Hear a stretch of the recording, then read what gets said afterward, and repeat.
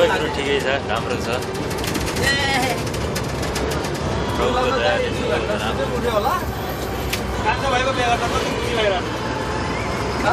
व्यक्त गर्नै सकिन्न। तपाईँहरूको दया र तपाईँहरूको माया होइन, परमेश्वरको प्रेम त्यो माथि खुसी खुसी हुन्छ धेरै छ।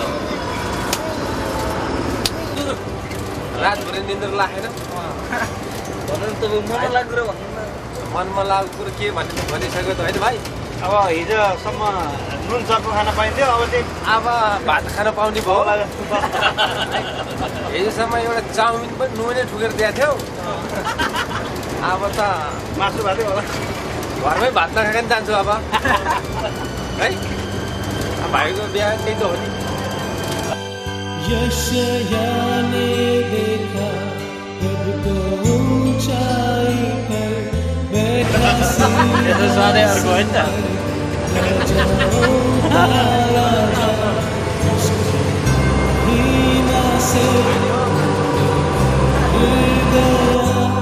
दूतों ने कहा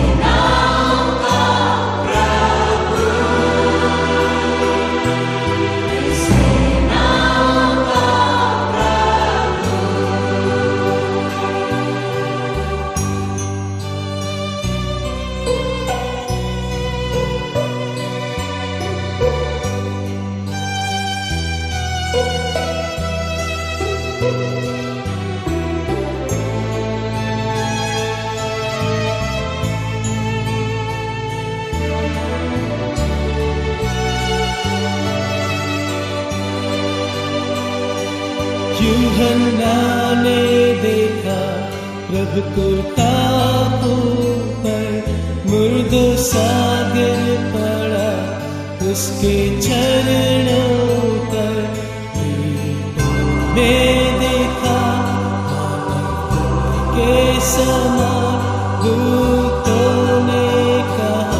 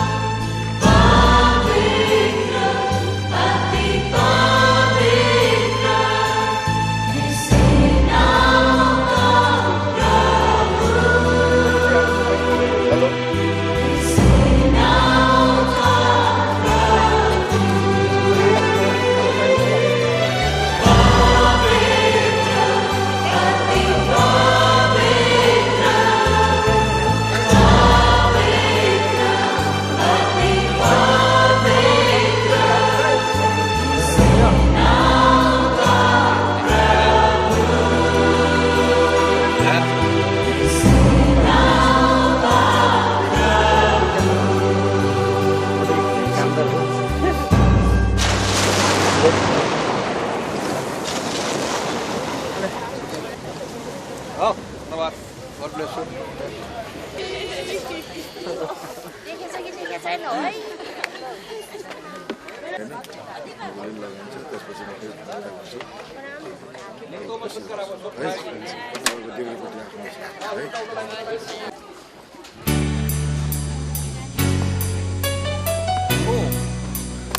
समर्थन सबै मिलाप भयो यार।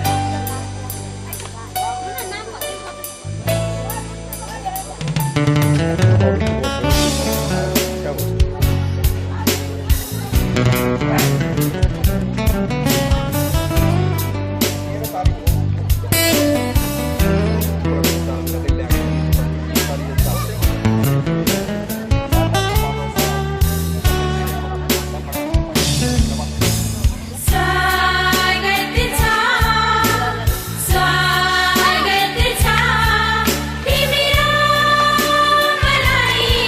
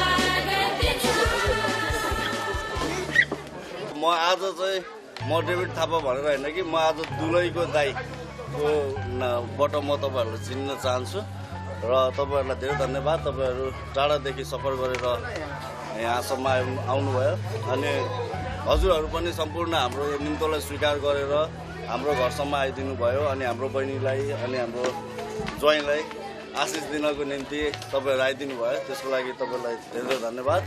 र प्रभुको साथमा उहाँहरूको अब यो वैवाहिक कार्यक्रम सुरु हुन गइरहेको छ, त्यसैले तपाईँहरू सबैजना आउनुभएको छ, आशिष दिनुहोला उहाँलाई। अब हाम्रो यो विधि अलिकति फरक हुनसक्छ तपाईँहरूले देखेको भन्दा, तर ठिकै छ, केही फरक पर्दैन, हामी यसरी नै जान्छौँ। र यति भन्दै म हाम्रो दाइ रुकुमार दाइलाई चाहिँ अगाडि बोलाउन चाहन्छु। लामो चाहिँ हामी नगरौँ होला है, अनि हामी अब यसपछि के भजनहरू राम्रो हुन्छ, अनि त्यसपछि हाम्रो आज डाइरेक्ट फेरि यो बिहाको कार्यक्रमहरूतिर हामी जानेछौँ। अनि सबैजना जति पनि तपाईँहरू आउनुभयो, हाम्रो यहाँको परिवारहरूको तर्फबाट गणाकोटको सबैले चाहिँ तपाईँहरूलाई स्वागत गरेकै छ। अनि हामी यहाँ चाहिँ हाम्रो भाइ बहिनीहरूको यो एउटा जुन विवाहको समारोह हामी भेट्ने मौका पायौँ, यो प्रभुको एउटा इच्छा थियो रहेछ र आज हामीले यो मौकाहरू पाएका छौँ। अनि धेरै हामीलाई सबैलाई खुसी लागेको छ। र यसपछि अब हामी फेरि हाम्रो यहाँ प्रार्थना गरेर त्यसपछि हाम्रो फेरि भजनहरू सुरु गर्ने कुराहरू भइरहेको छ। आउनुहोस् हामी एउटा छोटो प्रार्थना गरौँ, त्यसपछि हामी भजनतिर हामी जानेछौँ। महान पवित्र परमेश्वर, तपाईँलाई हामी धन्यवाद दिँदछौँ पिता। तपाईँले दिनुभएकी सबै किसिमको अवसरहरू प्रभु, जुन कुरा प्रभु तपाईँले सृष्टिको सुरुबाट तपाईँले लेख्नुभएको थियो पिता, आज त्यो कुरा तपाईँको सामनेमा प्रभु आज फेरि पनि यो कुराहरू पुरा हुँदैछ प्रभुज्यू। त्यस समयमा प्रभुजी तपाईँले हामी सबैलाई प्रभु याद गर्नुभएको थियो र प्रभु आज हामी फेरि अनि यस विवाहको हामी तपाईँलाई धन्यवाद दिँदछौँ प्रभुज्यू। फेरि पनि प्रभु यसको सुरुबाट आखिरीसम्म नै प्रभु तपाईँले हामीलाई सहायता गर्नुहोस्। सबै कुरामा प्रभु सुसम्पन्न गर्नको निम्ति प्रभु तपाईँले तपाईँको आफ्नो अगुवाईबाट प्रभु तपाईँ डोराउनुहोस् प्रभुजी। हालेलुया प्रभुजी। हामीले गाउने भजनहरूमा सब कुरामा प्रभुजी तपाईँको महिमा हुन सके। Karana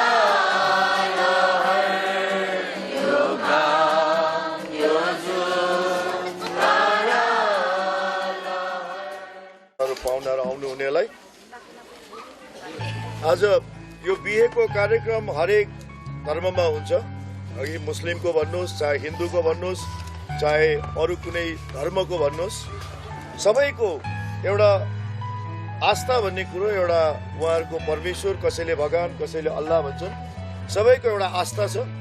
आज हामी पनि विश्वासी भएको नाताले, हाम्रो पनि परमेश्वरमाथि आस्था भएको हुनाले आज हामी परमेश्वरलाई यो कार्यक्रम जुन्छन् उहाँलाई हामी अर्पण चाहन्छौँ। परमेश्वर नभइदिएको भए सायद संसारमा हामी हुने पनि थिएनौँ होला। आज मान्छे जातिले प्राय जस्तो आफ्नो शरीरको हरेक कुरोलाई वास्ता गर्छ। कुनै कुरो पनि होस्, चाहे खानुको लागि होस्, चाहे पैसा कमाउनुको लागि होस्, चाहे लुगा फाटा होस्, सबै कुरो उनीहरूले आफ्नो शरीरको लागि गर्छ। तर एउटा कुरो यस्तो छ जसको लागि मान्छेले कहिले पनि मेहनत गर्नु पर्दैन। जो मानिस उठ्दा पनि पाउँछन्, सुत्दा पनि पाउँछन्, हिँड्दा पनि पाउँछन्, खाँदा पनि पाउँछन्, बात मार्दा पनि पाउँछन्, सबै कुरो, त्यो सबै कुरो एउटा वरदानको रूपमा परमेश्वरले दिनुहुन्छ। त्यो एकपुटी सास, जुन एकपुटी सासको लागि जुन मानिसले न त कहिले काम गर्नुपर्छ, न त कहिले मेहनत गर्नुपर्छ, त्यो आपसे आप दिनै रहन्छ। एकपुटी सास दिने परमेश्वरलाई आज हामी पहिलो स्थान दिन चाहन्छौँ। त्यसैले उहाँहरूले सृष्टि गर्नुभएको कुराहरूको हामीले प्रशंसा गर्यौँ, हामीले जय जयकार गर्यौँ। उहाँ नै हाम्रो सृष्टिकर्ता हुनुहुन्छ, उहाँ नै हाम्रो तारनहारा हुनुहुन्छ, उहाँ नै हाम्रो अन्नदाता, सब कुछ उहाँ नै हुनुहुन्छ। उहाँ बेगर आज संसारमा कुनै कुरोको अस्तित्व पनि छैन। त्यही कारण यदि आज हामी जिउँछौँ, चलहल गर्छौँ भने आज परमेश्वरमा नै आज हामी चलहल गर्छौँ र हाम्रो आज अस्तित्व छ। आज मानव जातिले मान्छेलाई जुन आज हामी बिहे गर्छौँ, त्यसपछि हाम्रो सन्तानहरू 10 सन्तानहरू बन्दै जान्छ। तर यो सन्तान बन्नु र बनाउनुको पनि सबै उद्देश्य परमेश्वरको नै हुन्छ। परमेश्वर यदि नभइदिएको भए, यदि आज संसारमा न त मान्छेको जन्म हुन्थ्यो, न त मान्छेले सन्तान बनाउँथ्यो, न तपाईँ र म यसरी बिहेबारीमा आउन सक्थ्यौँ। त्यही कारण आज जुन एउटा परिवार, योगेन्द्रको परिवार, अर्को हाम्रो यहाँनिर हाम्रो करुणाको परिवार, आज यो दुईटा परिवारलाई पनि परमेश्वरले बनाएको कारणले गर्दा आज यो जोडीलाई वरवधुलाई हामीले देख्न पायौँ। र आज यो दुईजना वरवधु पनि जुन आज यहाँ हाम्रो अगाडि खडा भएको छ, यो परमेश्वरको योजना हो र यही योजनाको अनुसार नै आज यिनीहरू यहाँनिर यसरी दुईजनाले, यो दुई परिवार वर र वधु दुईजना एक हुनको लागि, आज परमेश्वरमा समर्पित हुनको लागि हामी यहाँ आएका छौँ। त्यसैले आज हामी हरेकले, चाहे हिन्दूमा होस्, उनीहरूले पनि आफ्नो ग्रन्थहरू पढ्छन्, उनीहरूले पनि आफ्नो साथफेरहरू घुम्छन्, उनीहरूले पनि आफ्नो हरेक किसिमको सांस्कृतिक श्लोकहरू पढ्छन्। आज हामी पनि हाम्रो धर्मशास्त्र, यसलाई जुन हामी धर्मशास्त्र भन्छौँ, बाइबल भन्छौँ, यसमा परमेश्वरले मानव जातिलाई बनाएको, मानव जातिले बिहे गर्नुको उद्देश्य र हरेक कुरो, किन मानव जाति बनाएर पछि यिनीहरूको सन्तानको के छ उद्देश्य, यो जम्मै कुरो बाइबलमा लेखेको छ। अनि पति पत्नी कस्तो हुनुपर्छ यो पनि धर्मशास्त्रमा लेखेको छ। प्राय जस्तो बिहे गर्दाखेरि केटीको आमाले बिदाई गर्छ। केटीलाई के भनेर बिदाई गर्छ भने, बाबु अब त ससुराली जाँदैछस्, ससुरालीमा तैले एकदम राम्रोसित रेखदेख गर्नु, घरको इज्जत राख्नु, यहाँ घरमा भएका सबै कुरोलाई मिलाएर राख्नु भनेर आज यसरी बिदाई गर्छ। अनि केटापट्टिकोमा जब बुहारी आउँछ, अनि घरपट्टिको सासूले, उसको सासूले उसलाई यसरी भन्छ कि हेर बुहारी, अब उपरान्त तँ बुहारी होइनस्, यो घरको छोरी होस्, यो घरको सबै तैले रेखदेख गर्नु, यो घरको इज्जत राख्नु, यो घरको सम्मान गर्नु भनेर यसरी दिन्छ उनीहरूले बिदाई र एक घरमा स्वागत। तर आज प्रभुले बिदाई भइसक्नुको अगाडि एउटा दुलही कस्तो किसिमको घरमा जानुपर्छ र कुन किसिमको व्यवहार उसले जिउनुपर्छ, र एउटा पतिले पनि आफ्नो पत्नीलाई कुन तरिकाको एउटा व्यवहारमा आफ्नो उतार्नुपर्छ र जिम्मेवारी के हो भन्ने कुरो आज यो धर्मशास्त्रमा लेखिएको छ।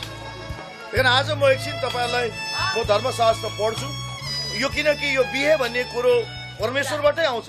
बाइबलले भन्छ धर्मशास्त्रमा मान्छेको धेरै योजनाहरू हुन्छन्, तर आखिरमा परमेश्वरको उद्देश्य नै पुरा हुन्छ।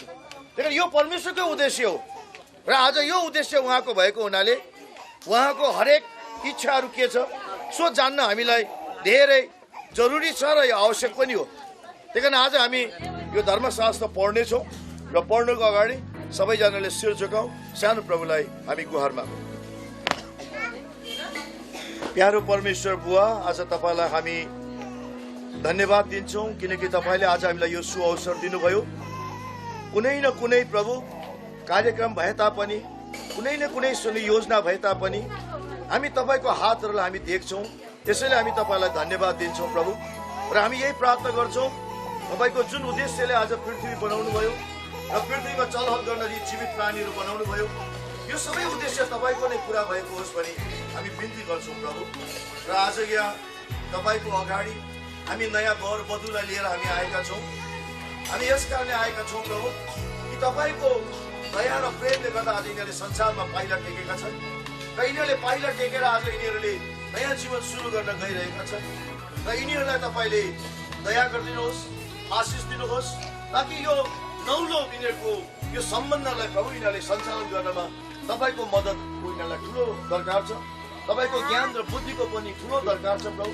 त्यसैले यिनीहरूलाई आशिष दिनुहोस् भने हामी बिन्ती गर्छौँ प्रभु। तपाईँको रक्षा यिनीहरूमा रहोस्, तपाईँको अनुग्रह यिनीहरूमा रहोस्, तपाईँ कृपा गर्नुहोस्, तपाईँको मुहार यिनीहरूलाई चम्काउनुहोस् प्रभु, ताकि यिनीहरूले अबको पिँढीमा एउटा तपाईँको इच्छालाई आज हामी पनि सहभागी बन्न सक्यौँ भनेर खुसी हुँदै आनन्दित हुँदै तपाईँलाई धन्यवाद दिन सकेका हौँ प्रभु। तपाईँलाई आजको यस कार्यक्रम तपाईँको हातमा राख्दै प्रभु, सुरुदेखि अन्तसम्म तपाईँ हाम्रो साथमा रहनुहोस् र तपाईँको वेदीको अगाडि आएर यी वरवधुले गरेका बाचाहरू तपाईँले स्वीकार दिनुहोस् प्रभु। र यिनीहरू दुईलाई प्रभु सधैँ नै तपाईँले आशिषको जरीमा तपाईँले राख्नुहोस् भनी बिन्ती गर्छौँ प्रभु। र हामी केही समय तपाईँका केही धर्मशास्त्रको वचनहरू पढ्नेछौँ। सो पढाइमा पनि तपाईँले हामीलाई आशिष दिनुहोस् भनी बिन्ती जाहेर गर्छौँ जीवित प्रभु यीशुको नाममा।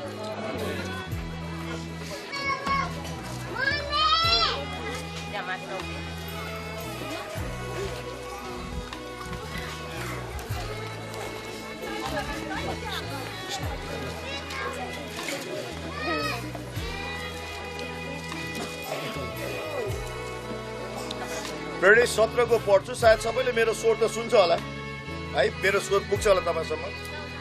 म 17 को 24 देखि पढ्छु। परमेश्वर जसले संसार र त्यसमा भएका यावत थोक बनाउनु भयो, उहाँ स्वर्ग र पृथ्वीका प्रभु भएको हुनाले हातले बनाएको मन्दिरमा वास गर्नुहुन्न।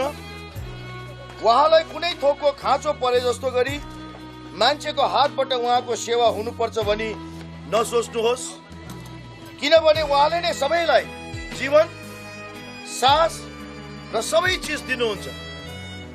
उहाँले एकजनाबाट समस्त पृथ्वीमा वास गर्न मानिसको प्रत्येक जाति बनाउनु भयो अनि तिनीहरूका निवासको अवधि र सीमा पनि तोकिदिनु भयो। तिनीहरूले परमेश्वरलाई खोजुन्, सायद तिनीहरूले छामछाम छुमछुम गरेर उहाँलाई भेटाउलान् कि भन्ने आशामा यसो गरियो। तर पनि उहाँ हामी हरेकबाट टाढा हुनुहुन्न, किनभने हामी उहाँमा जिउँछौँ र उहाँमा चलपल गर्छौँ र उहाँमा हाम्रो अस्तित्व छ। तपाईँहरूका आफ्नै कविहरूले पनि भनेका छन्, हामी निश्चय उहाँका सन्तान हौँ। आमेन। धर्मशास्त्रले भन्छ एउटै मान्छेबाट परमेश्वरले संसारमा यतिका मानिसहरू बनाउनु भयो अनि बनाइसकेपछि मान्छेलाई परमेश्वरले जीवन दिनुभयो, एकमुठी सास दिनुभयो अनि जीवनमा चाहिने सब कुछ परमेश्वरले हामीलाई दिनुभयो। आज जुन सास यदि नभइदिएको भए आज कुनै पनि मानिसले यो संसारमा केही कुरोको घमण्ड गर्ने ठाउँ पनि थिएन। यदि आज हामीमा जुन म लुगा लगाइरहेको छु, तपाईँले लगाउनु भएको छ, गाडी कुदाएको छु, मोटरबाइक कुदाएको छौँ, घर बार जग्गा जमिन छन्, हामी भन्छौँ यो मेरो घर, यो मेरो जग्गा, यो मेरो यस्तो यस्तो, यो घमण्ड गर्ने ठाउँ। यदि तपाईँको एकमुठी सास नभएको भए तपाईँकोमा जीवन हुने थिएन, जीवन नभएको भए तपाईँले कमाउनु सक्ने थिएन, यदि नकमाएको भए तपाईँको न घर रहन्थ्यो न केही रहन्थ्यो। त यी सबै कुरो परमेश्वरको एकमुठी सासको कारणले गर्दा आज हामी जीवित रहेछौँ। त्यही कारण परमेश्वरले एउटै मान्छेबाट यतिका मान्छे बनाउनु भएछ र संसारको हरेक कुनामा जातिहरू बनाएर परमेश्वरले उनीहरूको सीमा, उनीहरूको अवधि सबै कुरा तोकिदिनु भयो र आज प्रत्येक जातिहरू आफ्नो आफ्नो ठाउँमा छन्, आउने ठाउँमा राखेका छन्। परमेश्वरले यो किन गर्नुभएको भने सायद परमेश्वरले छामछाम छुमछुम गरेर परमेश्वरलाई भेटाउन् भन्ने उद्देश्यले। किनकि प्रभु आज मान्छेमा यो माटोले बनाएको मन्दिरमा परमेश्वर बास गर्न चाहनुहुन्न। परमेश्वर तपाईँ र म जिउँदो चलहल गर्ने मान्छेसँग प्रभु जिउन चाहनुहुन्छ। र आज हाम्रो बिचमा प्रभु चाहनु हुने भएको हुनाले आज हामी उहाँका सन्तान छौँ र हाम्रो अस्तित्व पनि आज उहाँमा छ। त्यही कारण यी सबै कुरो बनाउनु हुने परमेश्वर नै हुनुहुँदो रहेछ। त्यही कारण एउटै मान्छेबाट परमेश्वरले यतिका मान्छे बनाए भनेपछि एउटा मान्छे बनाएपछि परमेश्वरले उसको अर्को एउटा सहयोगी साथी नभेट्दाखेरि जानवरसँग कुनै सहयोगी भएन अनि परमेश्वरले अर्को एउटा मान्छे बनाउनु भयो जुन मान्छे उसको सहयोगी बनेर उनी र दुईजनाको परिवारबाट धेरै परिवारहरू आए। आज यी दुईजना जो वरवधुहरू बिहे गर्न गइरहेका छन् यो दुईजनामा हामी देख्छौँ एउटा एकताको प्रतीक। यिनीहरू दुई पछि एउटा सन्तान आउँछन् जुन सन्तानले यो कुरो जनाउँछ हामीलाई कि दुईजना यी आज पति पत्नी दुईजना एक भएको एउटा सङ्केत गराउँछ। त्यही कारण आज यो एउटा ठुलो रहस्य हो। परमेश्वरले जुन सुरुमा मान्छेलाई सृष्टि गर्नुभयो अब उपरान्त परमेश्वरले मान्छे बनाउने भार फेरि मान्छेलाई दिनुभयो। अब मान्छेले परमेश्वरको इच्छालाई के गर्दो रहेछौँ हामी पुरा गर्दै रहेछौँ। त्यही कारण बाइबलले भन्छन् आज हामी परमेश्वरको उद्देश्यलाई परमेश्वरको विचारलाई परमेश्वरको हरेक कार्यहरूलाई सम्पन्न गर्नको लागि हामी आएको। त्यही कारण आज यो दुईजनाले यो नसोचोस् कि मैले केटा पाएँ अर्कोले मैले केटी पाएँ ल भइगयो होइन। यिनीहरूले आज परमेश्वरको इच्छालाई पुरा गरिरहेको रहेछ। त्यही कारण बिहे भन्ने कुरो एउटा परमेश्वरको उद्देश्य पुरा गर्नु रहेछ नम्बर 1 कुरो। अनि दोस्रो कुरो सृष्टिको काम जो छ त्यो कामलाई यसले फेरि पनि अघि बढाउनु अनि परमेश्वरको जो जिम्मेवारी छ त्यो जिम्मेवारीको वहन गर्नु। यो युगौँदेखि परमेश्वरको इच्छा आज यिनीहरूको जीवनमा जुन पुरा भइरहेको छ र यो कुरोले आज यिनीहरूले प्रेम के हो भन्ने पनि जान्दछ। आजसम्म यी नानीहरूले आमाको प्रेम देखे, बाउको प्रेम देखे, आज दाजुभाइको प्रेम देखे, साथीभाइको प्रेम देखे, आफ्नो समाजमा अरू इष्टमित्रको प्रेम देखे, तर पति पत्नीको प्रेम यिनीहरूले देखेको थिएन। आज पहिलो दफा यिनीहरूले पति पत्नी भन्ने पनि के रहेछ भन्ने कुरो त्यो नौलो प्रेममा यिनीहरू आज प्रवेश गर्दैछ। त्यही कारण यो जुन नौलो जीवनमा यिनीहरू प्रवेश गर्दैछ यिनीहरूलाई परमेश्वरको ठुलो सहायताको दरकार पर्छ। बिना परमेश्वर यिनीहरूले के पनि गर्न सक्दैन। त्यसै कारण आज यिनीहरू दुईजनाले एउटा ठुलो जिम्मेवारी वहन गर्छ। आजसम्म सायद दुवैजना यी वरवधुहरू आफ्नो आफ्नै खुसीमा हिँडिरहेको थियो होला। अब उसको एउटा जिम्मेवारीको महसुस गर्छ अनि यो नानीले पनि उसको एउटा जिम्मेवारीको महसुस गर्छ। अनि एउटा परमेश्वरको जिम्मेवारी के रहेछ भन्ने कुरो आज यो बिहेबाट यिनीहरूले केही कुरो सिक्छ। किनकि परमेश्वरले संसारमा मान्छेलाई बनाए अनि यावत थोकहरू पनि बनाए। यो सबैको जिम्मेवारी परमेश्वरले मान्छेलाई दिएको थियो। तर जब मान्छेले त्यो जिम्मेवारी बुझ्न सकेन र शैतानको कुरोमा जब लाग्यो अनि मान्छे पापमा गिर्यो र मान्छे जिम्मेवारीबाट मान्छे चुक्यो। तर आज प्रभुले फेरि यो बिहेबारीबाट पनि एउटा जिम्मेवारीको महसुस गर्न चाहन्छ कि बिहे गरेपछि एउटा मान्छेको अर्को मान्छेसँग कति ठुलो उसको सम्बन्ध हुँदो रहेछ, प्रेम भन्ने के रहेछ र एउटाले अर्कोको जिम्मेवारी लिएर कसरी हिँड्नु पर्दो रहेछ। उसको लागि मर्नु पनि पर्छ, उसको लागि जिउनु पनि पर्छ, उसको लागि सब कुछ गर्नुपर्छ। आजसम्म सायद योगेन्द्रले उसको आफ्नो लागि मात्रै कमाइरहेको थियो होला, तर अब उपरान्त उसले आफ्नो दुलहीको लागि भोलि आउने भावी सन्तानको लागि पनि उसले कमाउनु पर्छ। एउटा ठुलो जिम्मेवारी हुन्छ। आज दुईजनामा एकजना बिमार भयो भने अर्कोले अर्कोको वास्ता गर्छ। त्यो वास्ता भन्ने कुरो पनि आज यो बिहेबारीले सिकाउँदछ। त्यही कारणले यिनीहरूले सृष्टिको कुरोलाई अगाडि लगिरहेको छन्, यिनीहरूले परमेश्वरको इच्छालाई बुझिरहेका छन् अनि जिम्मेवारीको कामहरू यिनीहरूले सिकिरहेका छन्। अनि कसरी दिनानुदिन परमेश्वरकोले हामीलाई आज नानीलाई चाहिँ डोराउँछ भन्ने कुरो त्यो पनि आज यिनीहरूले सिक्नेछ। त्यही कारण यो बिहे भन्ने कुरो हेर्दाखेरि हामी साधारण देख्छौँ, नाचगान गर्छौँ अनि हामी उफ्रिन्छौँ, गाउँछौँ, मासु भात खान्छौँ, रक्सी खान्छौँ, अरू ठाउँमा होइन के गर्छौँ, नाचगान गर्छौँ अनि के अरे हाम्रो नौमती बाजा बजाउँदै नाच्दै नाच्दै उफ्रिँदै केटीलाई घरमा बिदाई गर्छौँ। हेर्दा हामी साधारण देख्छौँ, तर हामी प्रभुका जनले देख्दाखेरि यो ठुलो एउटा जिम्मेवारी परमेश्वरले हामीलाई नानी जस्तै कसरी स्याहाल्नुहुन्छ सो कुरोको पनि अब यिनीहरूले सिक्नेछ। किनकि यिनीहरू दुईजना मात्रै दुईजना रहँदैनन्, पछि यी दुई पछाडि भावी सन्तान आउँछन्। त्यो सन्तान सानो दुःख पर्दा, त्यो सानो नानी बिमार हुँदा यिनीहरूलाई कति मन दुख्छ। यिनीहरूको हृदय कसरी छुन्छ, कसरी रुन्छ, सो कुरा आज परमेश्वरले मान्छेलाई नानी जस्तै स्याहारेको हामीले त्यहाँबाट बुझ्न सक्छौँ। त्यही कारण यो आज ख्रिस्ट र दुलहीको जस्तै आज एउटा गहिरो रहस्य कुरो छ। त्यही कारण यो सृष्टिको प्रारम्भमा जो सुरु गर्नुभयो, आज परमेश्वरले यो कुरो यिनीहरू दुईबाट सुरु गर्दैछ। त्यही कारण आज परमेश्वरलाई साक्षी राखेर, परमेश्वरको अगाडि राखेर आज हामी यो वैवाहिक हामी करार आज हामी सम्पन्न गर्न गइरहेको छौँ। धेरै करारहरू मान्छेसँग प्रभुले बाँधे। नुहको जहाजबाट निक्लिसकेपछि बाढ पछाडि प्रभुले नुहसँग पहिलो करार बाँधे अनि पहिलो करारमा उसले इन्द्रेणीको एउटा चिन्ह दिए। त्यसपछि दोस्रो करार अब्राहमसँग बाँधे, अब्राहमसँग खतनाको करार दिनुभयो। त्यसपछि यहुदी जातिसँग सिनै पर्वतमा करार बाँधे, त्यहाँनिर दुईटा ढुङ्गाको पार्टीमा 10वटा आज्ञा र व्यवस्थाहरू दिनुभयो। त्यसपछि यीशु मसीहद्वारा आज हामीसँग नयाँ करार बाँध्नुभयो, जुन नयाँ करारले आज हामी परमेश्वरको सन्तान बन्न पुग्यौँ। किन आज यिनीहरू पनि एउटा वैवाहिक करारमा जाँदैछन्, जुन करारले आज यिनीहरू दुईजना, दुई होइन अब कतिजना बन्छन्, एक बन्छ।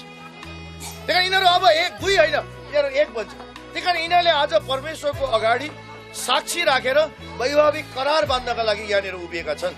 मैले सिर्फ तपाईँलाई धर्मशास्त्रमा के लेखिएको छ सो मात्रै बनाउनु खोजेको, तर वास्तवमा यिनीहरू दुईजना आएर यहाँनिर परमेश्वरको अगाडि बसेर यिनीहरूले करार बाँध्नेछन्। यिनीहरूले भन्नेछन् तपाईँको वेदीको अगाडि उभिएर आज हामी बाचा बाँध्छौँ, हामी सधैँभरि प्रेममा तपाईँको जस्तै प्रेममा हामी एक भएर बस्नेछौँ।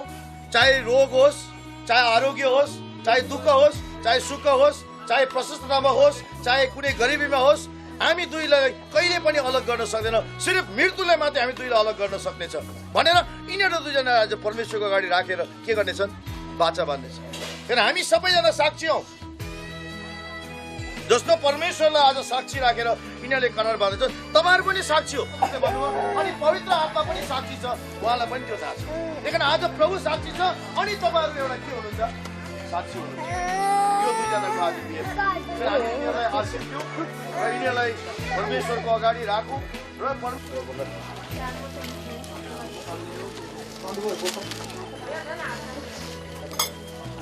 प्रकाश 19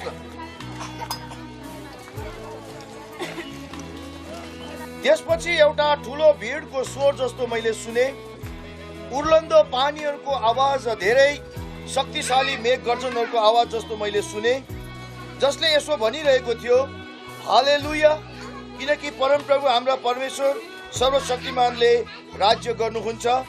हामी रमाऊ र अत्यन्त खुसी हौ र उहाँलाई महिमा दिउँ, किनकि थुमाको बिहाको दिन आएको छ। उहाँको दुलहीको स्वयं तयार भएकी छिन् र चहकिलो स्वच्छ मलमलको वस्त्र पहिरन तिनलाई दियो अनि चहकिलो मलमलको वस्त्र सन्तहरूका धार्मिक कार्य हुन्। अनि ती स्वर्गदूतले मलाई भने, यो लेख, थुमाको बिहाको भोजमा निमन्त्रणा पाउनेहरू धन्यका हुन्। तिनले फेरि मलाई भने, परमेश्वरका सत्य वचनहरू यिनै हुन्। 2000 वर्ष अगाडि प्रभु यीशुले योहन्नालाई लेख्न लगाए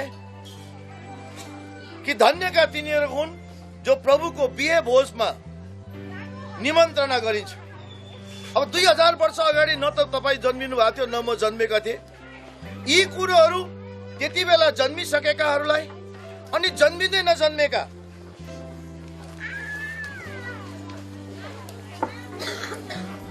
निकै घोग्रो पुगाउनु पर्यो है, त्यही भएर स्वर सुक्दो रहेछ। सुन्दैछ सबैले? 2000 वर्ष अगाडि त्यति बेला जन्मेका मानिसहरू अनि जन्मिँदै नजन्मेका मानिसहरूलाई पनि बिहे भोजको लागि परमेश्वरले हामीलाई निमन्त्रणा दिनुभयो। भनेपछि त्यो निमन्त्रणा 2000 वर्ष अगाडि हामीले पनि पाएका थियौँ, होइन र? तर त्यति बेला हामी जन्मेका थिएनौँ। त भन्नुको यदि हाम्रो बाउआमा नजन्मेको भए आज हामी जन्मिने थिएनौँ। त भनेपछि त्यो निमन्त्रणा जन्मिने नजन्मेको लागि पनि रहेछ। त्यसरी नै आज यो दुईजना वरवधु आज दुईजना एक भएर जानेछन्, पछि यिनीहरूको सन्तान आउँछन्। त्यो भावी सन्तानलाई पनि निमन्त्रणा परमेश्वरले दिनुभएको छ प्रभु भोजको।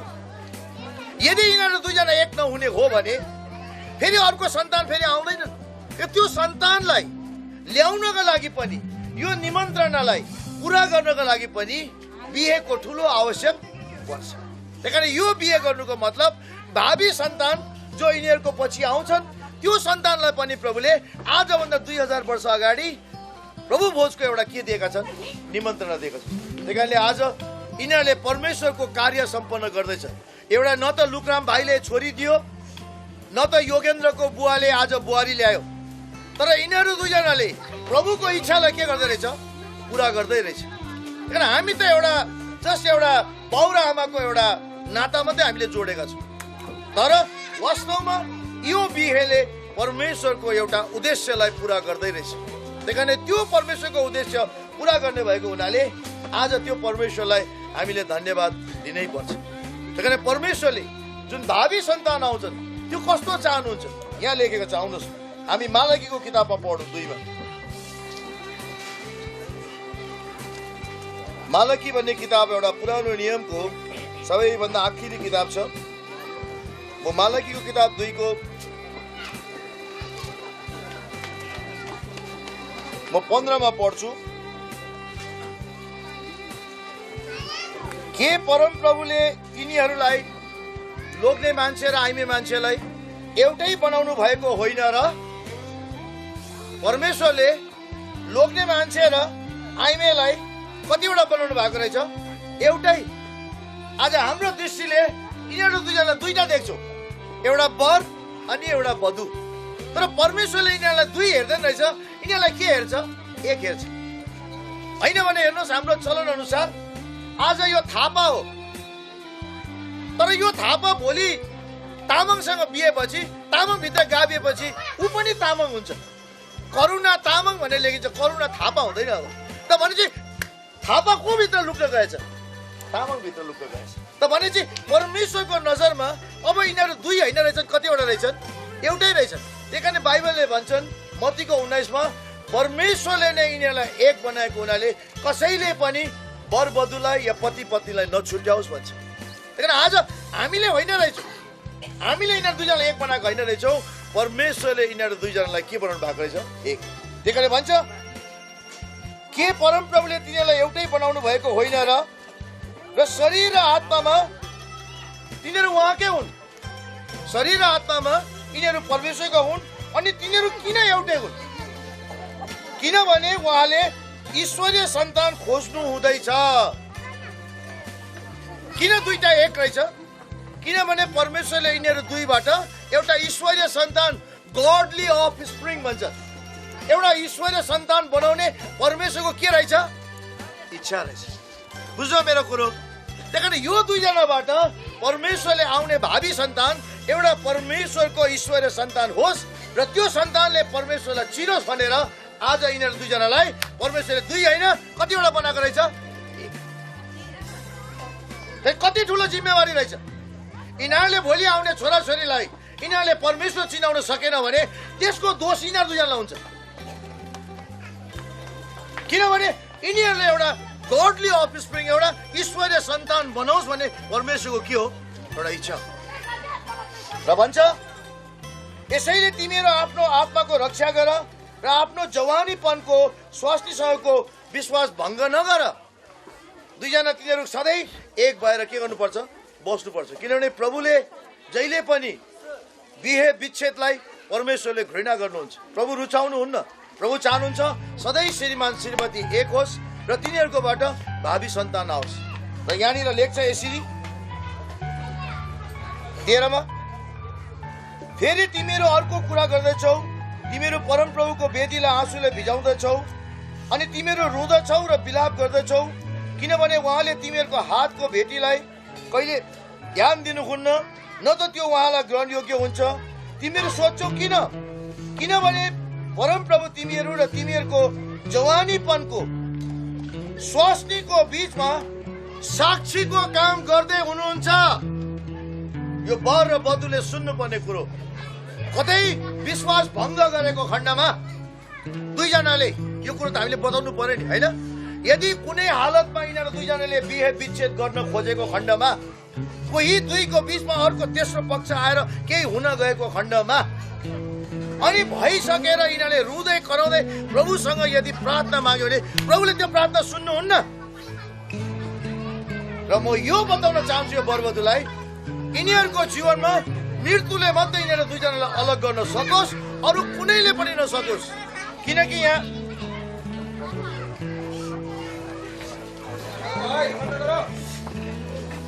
सुन्नुहोस्, फेरि म पढ्दैछु 14मा। किनभने परमप्रभु तिमीहरू र तिमीहरूका जवानीपनको स्वास्नीको बीचमा, सुन्दैछ दुईजनाले, जवानीपनको साक्षीको बीचमा साक्षीको काम गर्दै हुनुहुँदैछ। म्हणजे तिमीहरू दुईजनाले खाएको करार, वैवाहिक जुन करार बाँच्छौ सो करारको साक्षी को हुनुहुन्छ? परमेश्वर हुनुहुन्छ। त्यही कारणले किनकि तिमीहरूले त्यससँगको विश्वास भङ्ग गर्यौ, यद्यपि तिमी तिम्रो जवानी साथी र वैवाहिक करारमा बाँधिएका स्वास्नी हो। त्यही कारण आज यिनीहरू दुईजना के गर्न आएको? वैवाहिक करार बाँध्न आएको। नुहसँग करार बाँधे, अब्राहमसँग बाँधे, सिनै पर्वतमा यहुदीसँग बाँधे, यीशुसँग नयाँ करार बाँधे। आज शरीरमा एउटा मान्छेले, लोग्ने मान्छेले एउटा आइमेसँग एउटा वैवाहिक करार बाँध्दैछ।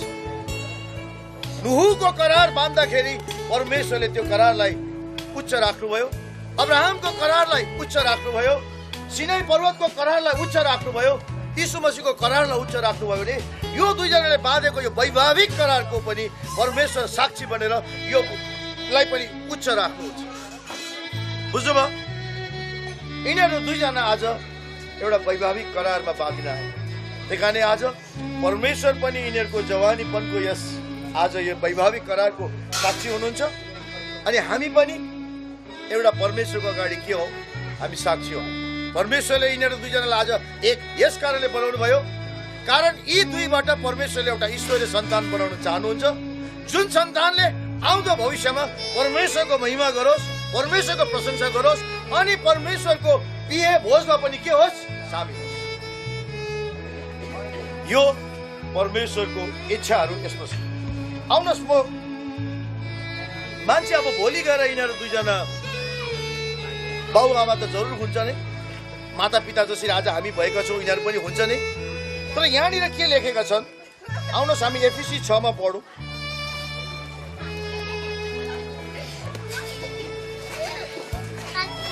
म यी पदहरू यस कारणले पढ्दैछु ताकि यी नयाँ वर वधुले यो कुरोलाई राम्ररी जानोस् कि यो चाहिँ खेलठट्टा होइन, यो मजाक होइन। केटा नाच्दै आयो, केटाको ग्रुप नाच्दै आयो, केटीलाई नाच्दै गयो, माला लगायो अनि नाच्दै नाच्दै घर लाने। योभन्दा पनि ठुलो एउटा महत्त्व छ बिहेबारीको। यो कुनै मजाक होइन। अहिले पो संसारमा बिहे गर्छन्, कोही बिहे नगरिकन बस्छन्, लिभिङ टुगेदर अनि बस्छन्, अनि कोही बिहे गर्छन्, फेरि आज बिहे गर्छन्, भोलि छोडिदिन्छन्, कोही 24 घन्टामा छोडिदिन्छ, विदेशतिर त 48 घन्टामा छोडिदिन्छ। किनभने उनीहरूले यो करारको के नबुझेर, महत्त्व नबुझेर। तर परमेश्वरले जब करार बाँध्नुहुन्छ त्यो एक दिनको लागि होइन, 2 दिनको लागि होइन, महिना दिनको लागि होइन, कहिलेको लागि? सदा सदाको लागि। त्यही कारण यिनीहरू दुईजनाले बाँधेको करार पनि एक दिनको लागि नहोस्, 2 दिनको लागि नहोस्, तर मृत्युमा सम्मले मात्रै यिनीहरूलाई अलग गर्न सकोस्। त आउनुहोस्, यहाँनिर के लेखेको छ? 6 मा 6:1 मा छोराछोरी हो प्रभुमा आफ्ना आमा बाबुको आज्ञा पालन गर, किनकि यो उचित हो। बाइबलमा सिनै पर्वतमा 10 वटा आज्ञा परमेश्वरले दिँदाखेरि करार बाँधा 10 वटा आज्ञामा 4टा आज्ञा प्रभुपट्टि थिए, लक्षित गरेका थिए। म नै परमप्रभु, म बाहेक अरू कोही छैन, मेरो मूर्ति नबनाऊ, प्रतिमा नबनाऊ, अनि मेरो नाउँ बिना बित्थामा नल्याऊ, अनि 6 दिन काम गरेर 7औं दिन तिमीले विश्राम ल्याऊ। अरू 6 वटा जो थियो त्यो मान्छेको लागि लेखिएको थियो। त्यसमा सबैभन्दा पहिले यो थियो, आमा बाउलाई आदर गर, नढाँट, नचोर, हत्या नगर, व्यभिचार नगर, छिमेकीको लोभ नगर। किनभने दुईटै कुरो व्यवस्थामा अडिएको छ कि परमेश्वरलाई आत्मा प्राण शरीरले प्रेम गर अनि आफ्नो छिमेकीलाई आफूलाई जस्तै के गर? प्रेम गर। त्यही कारण परमेश्वरलाई प्रेम गर्नेले छिमेकीलाई पनि प्रेम गर्नुपर्छ। त्यो छिमेकीलाई प्रेम गर्दाखेरि सबैभन्दा पहिलो आज्ञा आमा बाउलाई के गर? आदर गर। त हेर्नुहोस् यहाँ के लेखेछ? आमा बाउको आज्ञा पालन गर कि किनकि यो उचित हो। आफ्नो बाबु र आमाको मान गर, जो प्रतिज्ञा सहितको पहिलो आज्ञा हो। पहिलो आज्ञा त हामीलाई थाहा छ, म नै परमप्रभु परमेश्वर हुँ जसले तिमीलाई मिश्र देश लिएर ल्याए, हैन? तर यो आमा बाउलाई आदर गर भने पहिलो कहाँबाट आयो? छिमेकीलाई प्रेम गर भन्नेमा सबैभन्दा पहिले आमा बाउलाई के आदर गर भन्ने के आउँदो रहेछ, त्यो आज्ञा आउँदो रहेछ। त्यही कारण आज यिनीहरू दुईजनाले भोलि गएर अब सन्तान बनाउँछन्, त्यो सन्तानको यिनीहरू आमा बाउ बन्छन्। भनेपछि आमा बाउ कति ठुलो एउटा सम्मान रहेछ। अब यिनीहरूले यिनीहरूको बाउ आमालाई बुझ्छ, हाम्रो बाउ आमाले हामीलाई कसरी हुर्काएको रहेछ, अब यिनीहरूले बुझ्न थाल्छ। त्यही कारणले व्यवस्था यसरी आज सुरु हुँदैछ। त्यही कारण भाइ बहिनी, यो सबै कुरो परमेश्वरकै इच्छाले भएको हो। र म अझै एक दुईवटा पद पढ्दैछु।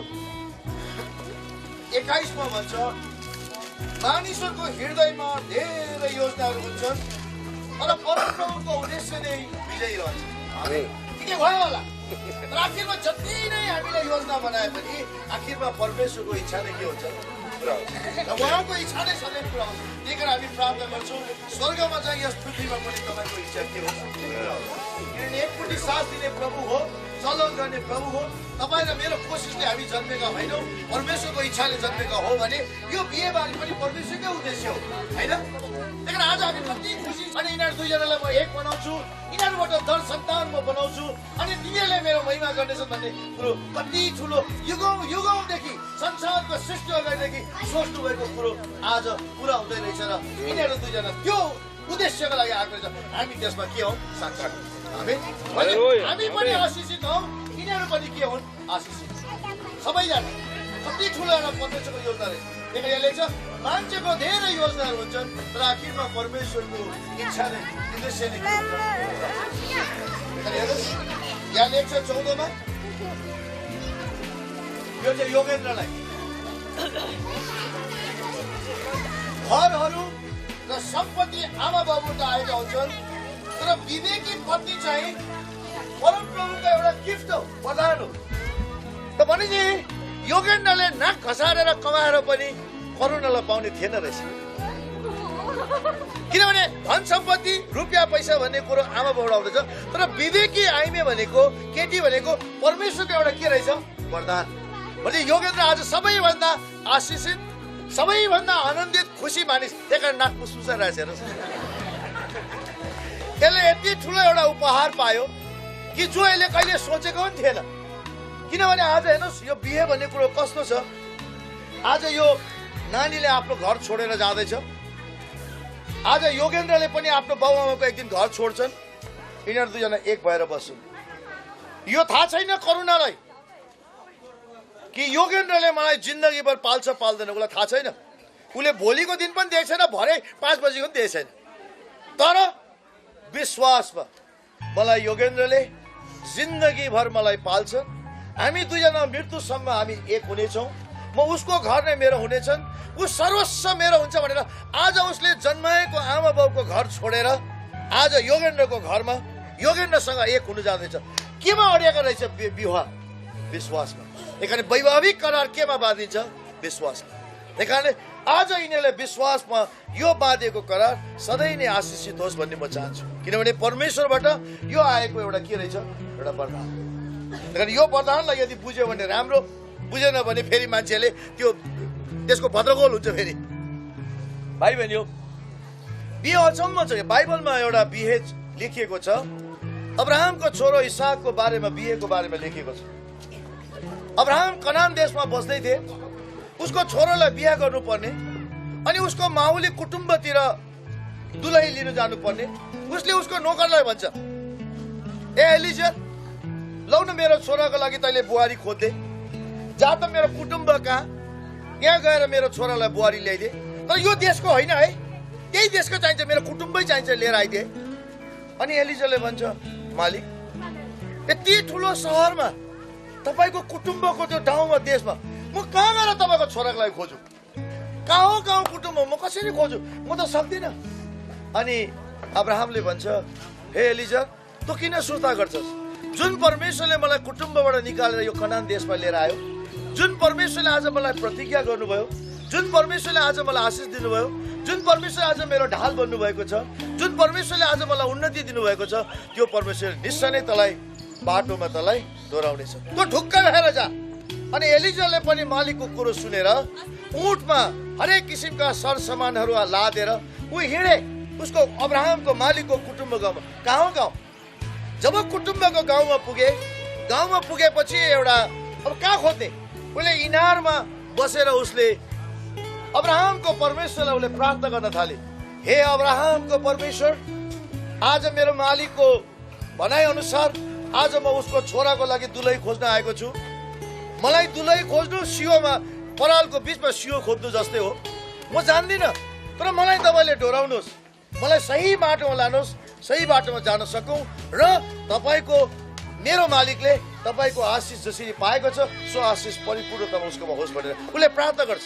अनि प्रार्थना गरेपछि उसले यसो भन्छ, हेर्नुहोस् प्रभु, म जुन इनारको छेउमा आएको छु त्यहाँनिर धेरै केटीहरू यहाँनिर पानी थाप्न आउँछन्। अनि ती पानी थाप्न आउने मध्येमा कुनै केटीलाई मैले यदि एप्रोच गरेँ भने, उसलाई गएर मैले यदि निवेदन गरेँ भने, ए नानी मलाई अलिकति पानी देऊ न खानु भनेर यदि निवेदन गर्दा त्यो नानीले मलाई मात्रै होइन तर मेरो ऊँटलाई पनि खिलाउने यदि उसले इच्छा जाहेर गर्छ भने प्रभु म त्यही केटी चाहिँ तपाईँले मलाई जुराइदिनु भएको भन्ने म मानिलिनेछु। मलाई अगुवाई गर्नुहोस्, मलाई थाहा छैन परमेश्वरको बाटो भनेर उसले प्रार्थना गरे। एकछिनमा धेरै केटीहरू, गाउँको केटीहरू पानी थाप्नु आए इनारमा। इनार यति गहिरो थियो, त्यो गहिरो तलबाट लिएर आउनु पर्ने इनार 70-80-100 फिट मुनि तल गएर गाग्री लिएर आउनु पर्ने। अनि यस्तैमा एउटा केटी त्यहाँनिर आउँछन्। अनि त्यो रेबेका भन्ने एउटा केटीको नाम, उसलाई पानी माग्छ। अनि उसले पानी माग्दाखेरि त्यो केटीले भन्छन्, ए बा तपाईँ किन तपाईँलाई मात्रै, तपाईँको ऊँटलाई पनि म खिलाउँछु नि भनेर उसलाई पानी दिन्छ। अनि त्यसपछि ऊ त खुसी हुन्छ, लु प्रभु पक्का पनि यही केटी होला तपाईँले भन्नुभएको, किन हेर्दा पनि सुन्दरी छ, हेर्दा पनि सुशील स्वभावकी छन्। पुरै लक्षण कति 12 लक्षण कि कतिले घेरे होइन कि 24 लक्षण 32 लक्षणले घेरिएका स्त्री जस्तै छन्, यही नै हुनुपर्छ प्रभु भनेर। अनि उसलाई सोध्छ पानी दिइसकेपछि, नानी तिम्रो घर कहाँ हो? अनि उसले भन्छ, हो मेरो बाउ त लाबान हो। अनि त्यो लाबानको जाँदा भरे त अब्राहमको को निक्ल्यो? कुटुम्ब निक्ल्यो। अनि परमेश्वरले कसरी डराएर उसलाई लिएर आएछ र परालको बीचबाट उसले के झिकेछ?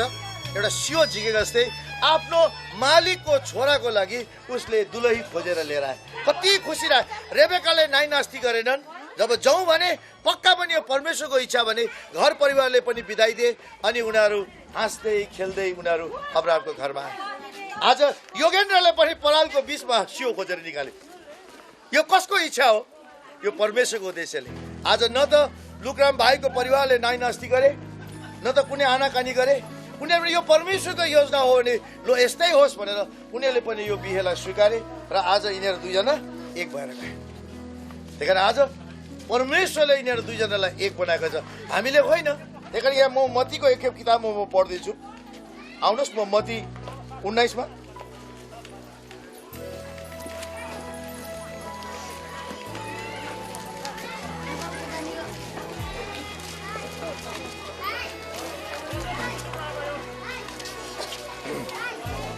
मत्ती 19 को 4 में पढ्छु।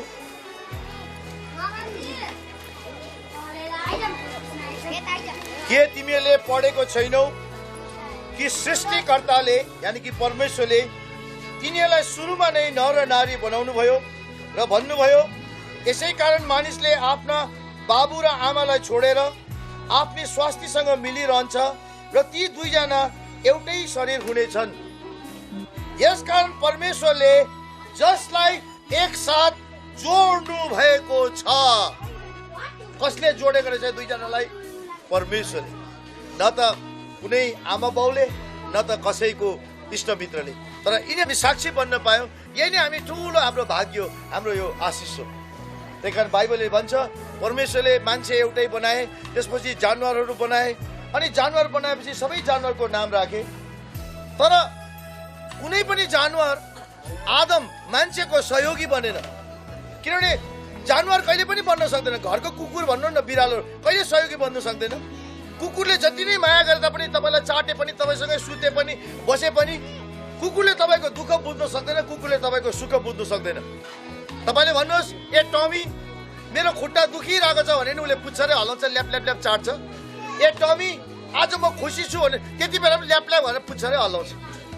हेर्न आज एउटा केटीसँग मेरो लभ पर्यो भने त्यसले त्यति नै पुच्छ हलाउँछ किन कुकुरले मान्छेको दुःख र उसको हरेक मर्मलाई के गर्न सक्दैन बुझ्न सक्दैन सायद आज मान्छेलाई मान्छेको दुःख बुझ्नलाई मान्छे नै चाहिन्छ त्यही कारणले आज योगेन्द्रको लागि एउटा सहयोगीको रूपमा यो न त घरमा कुनै भाँडा मात्नु जाँदैछ भन्छ धेरैजनाले एउटा बुहारी ल्याउनु पर्यो किन भन्दा खेतमा काम गर्ने मान्छे छैन घरमा भाँडा मात्ने मान्छे भएन लुगा धुने भएन त्यो गलत न त कुनै स्त्री एउटाको घरमा अर्काको घरमा ससुरालीमा गएर भाँडा मात्नु गएको हो न त त्यहाँ खेत सम्हाल्नु गएको हो न त त्यहाँनिर कुनै लुगा धुनु गएको हो त एउटा श्रीमानको लागि एउटा के भन्नको लागि सहयोगी बन्नको लागि उसलाई साथ दिनको लागि त्यही कारण श्रीमान र श्रीमती सधैँ एउटै आमा बाउको घर छोडेर यिनीहरू दुईजना के हुन्छन् एक हुन्छ मेरो भनाइ बुझ्नुभयो त्यही कारण भावीमा तपाईँले पनि फेरि बुहारी खोज्नु जाँदा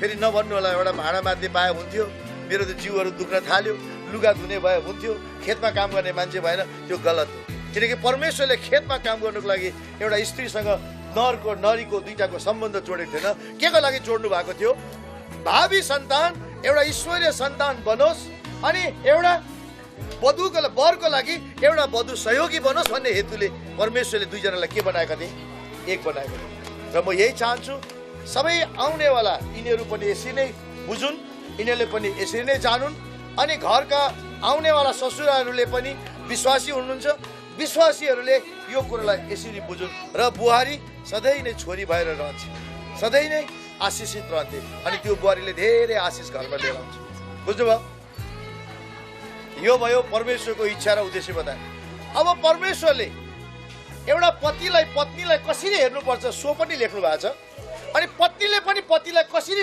हेर्नुपर्छ सो पनि लेख्नु भएको छ यो कसैले सिकाउँदैन न त केटी मान्छेको आमाले सिकाउँछ न त केटाको घरको सासूले केटीलाई सिकाउँछ यस्तो हुनुपर्छ यस्तो हुनुपर्छ यस्तो हुनु कसैले सिकाउँदैन सिर्फ त्यही अघि मैले भने जस्तै ससुराली जाँदैछौ राम्ररी हेर्नु मिलाएर राख्नु उतापट्टि भन्छ ल है तिमी आएको छौ घर सम्हाल्नु घरको चाबी तिम्रो हातमा त्यति मात्रै भन्छ तर यहाँ प्रभुले लेखेको छ सुन्नुहोस् म लास्ट एक दुईवटा पढेर म अन्त गरिदिन्छु एफिसी 6 मा आउनुहोस्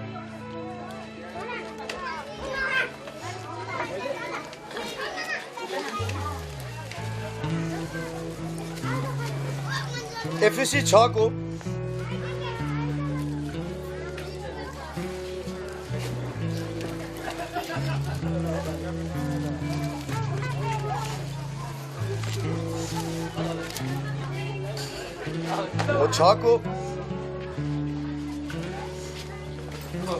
सरी 5 को 22 में पढ्छु हामीले यो परमेश्वरको उद्देश्य भएको हुनाले परमेश्वरले के चाहन्छ सो कुरो तपाईलाई म पढेर सुनाउँदैछु कारण आज लास्ट एन्ड फर्स्ट टाइम यिनीहरूले सुन्छ यसपछि यिनीहरूले यो कुरो फेरि म घरमा ल्याएर बाबु यता आऊ त फेरि म पढ्छु र पढ्नु पाउँदिनँ म अङ्कल थाहा छ मलाई भन्छ यिनीहरू दुईजनाले पढ्दैन यो फर्स्ट एन्ड लास्ट यिनीहरूलाई बसेर परमेश्वरले यिनीहरूलाई दिएको अर्थी यिनीहरूलाई परमेश्वरले एउटा पतिले पत्नीलाई कसरी हेर्नुपर्छ पत्नीले पतिलाई कसरी हेर्नुपर्छ सो कुरो आज बाइबलमा लेखेको कुरो म बताउन चाहन्छु आउनुहोस् पत्नी हो यानि कि हाम्रो के अरे करुणा हो के भन्दैछ प्रभुको अधीनमा रहे जस्तै आफ्नो पतिको अधीनमा बस एउटा हामी मान्छे कसको अधीनमा बस्नु पर्दो रहेछ पतिको कोही कोही घरमा पोथी पनि बाँच्छ त्यो गलत हो बाँच्नुपर्ने कुन चाहिँ हो भाले नै हो त यहाँ भन्दै यो बाइबलले लेखेको ए पत्नी हो आफ्नो प्रभुको अधीनमा रहे जस्तै प्रभुको अधीनमा जसरी करुणा रहन्छ आज आफ्नो पतिको अधीनमा पनि त्यसरी रहनुपर्छ किनकि पति पत्नीको शिर हो र जसरी ख्रीष्ट मण्डलीको शिर हुनुहुन्छ अनि जुन मण्डली उहाँको शरीर हो र उहाँ स्वयं त्यसको मुक्तिदाता हुनुहुन्छ जसरी मण्डली ख्रीष्टको अधीनमा छ त्यसै नै पत्नीहरू पनि हरेक कुरामा पतिहरूको अधीनमा रहून् पत्नी कसको अधीनमा रहनु पर्यो पतिको अधीनमा रहनु पर्यो परमेश्वरको अधीनमा रहेको जस्तै ख्रीष्टको अधीनमा रहेको जस्तै पतिको अधीनमा रहनुपर्छ किनभने पत्नीको के रहेछ शिर रहेछ यहाँ अर्को जग्गामा लेखिएको छ म हितोपदेशमा पढ्दैछु 21 मा म सट्टै पढ्दैछु। पत्नी यस्तो नहोस् 21 को 9 मा कचकचे पत्नीसँग एउटै घरमा बस्नुभन्दा कौशीको एक कुनामा बस्नु बेस भनेर लेख। भरे हाम्रो करुणा कचकचे भयो भने बिचरा योगेन्द्र कुनामा एक्लै बसिरहेछ। अब के बस्ने?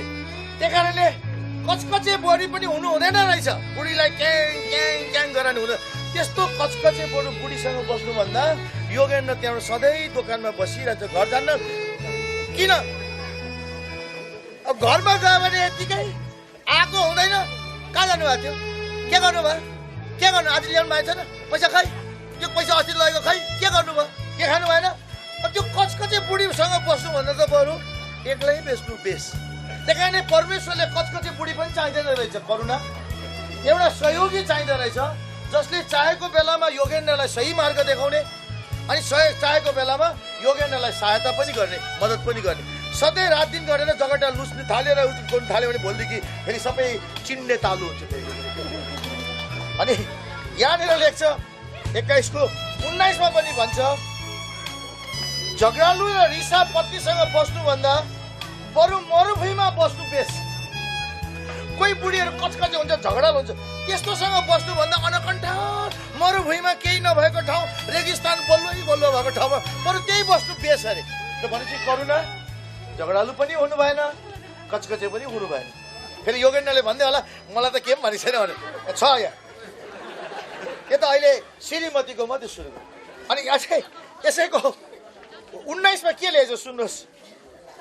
19 को 13 मा लेखेछ मूर्ख छोरा त्यसको बाबुको लागि सर्वनाश हो र मुखाले पत्नी, मुख लाग्छ नि पत्नी, जे भयो मुखमा झर्नु दिन बुढाले के भन्यो तल झर्नु दिन मुखबाट प्याट प्याट भन्छ नि, त्यस्तो मुखाले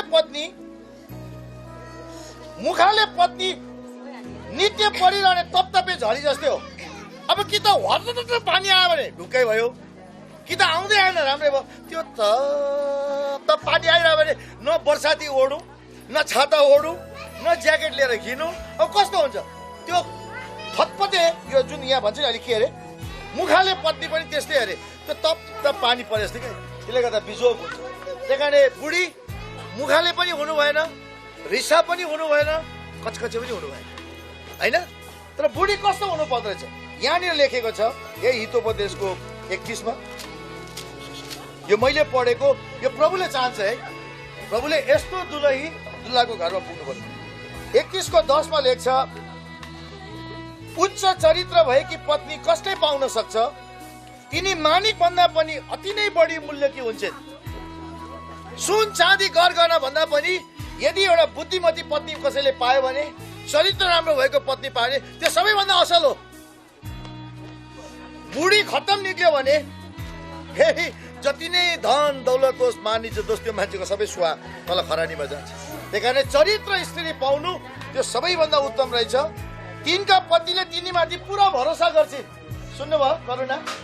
यदि तिम्रो चरित्र राम्रो भयो र 25 सम्म यसरी लगेर एउटा बुद्धिमती भयो भने पतिले पनि तिमीमाथि भरोसा गर्छ, उनलाई कुनै असल कुराको अभाव हुँदैन। जहिले पनि योगेन्द्रले जे बाध्य पाउँछ।